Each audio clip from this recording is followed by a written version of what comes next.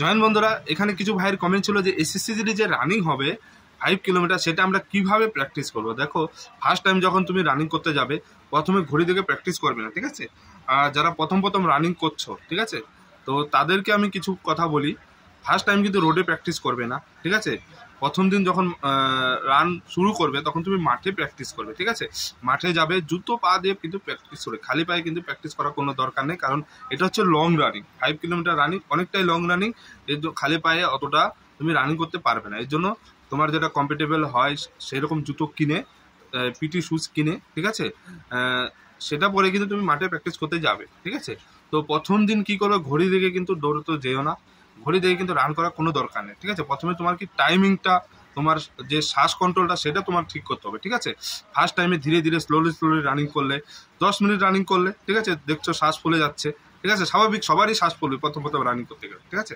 তারপরের দিন একটু টাইমিং বাড়াবে, 15 মিনিট রান প্র্যাকটিস করলে, তারপরের দিন 20 মিনিট রান প্র্যাকটিস করলে, এইভাবে ডেইলি তোমার মাঠে যেতে হবে।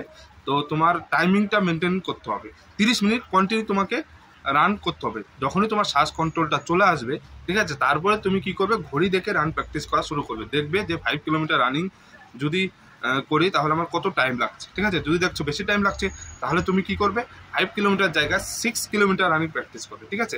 এরকম যদি 1 মাস ধরে তুমি কন্টিনিউ প্র্যাকটিস করো, তারপরে ধীরে ধীরে দেখবে তোমার রান অনেকটাই অ্যাডভান্স হয়ে গেছে, ঠিক আছে। 24 মিনিট টাইম ধরে দেখবে তোমার 5 কিলোমিটার কমপ্লিট হচ্ছে কিনা। যদি দেখছো হচ্ছে না, তারপরে তোমার প্র্যাকটিসটা ধীরে ধীরে বাড়াতে হবে, ঠিক আছে। এইভাবে যদি ডেইলি তুমি রানিং প্র্যাকটিস করতে থাকো, তারপরে দেখবে 24 মিনিটে তুমি আরামসে 5 কিলোমিটার রানিং কমপ্লিট করতে পারছো, ঠিক আছে।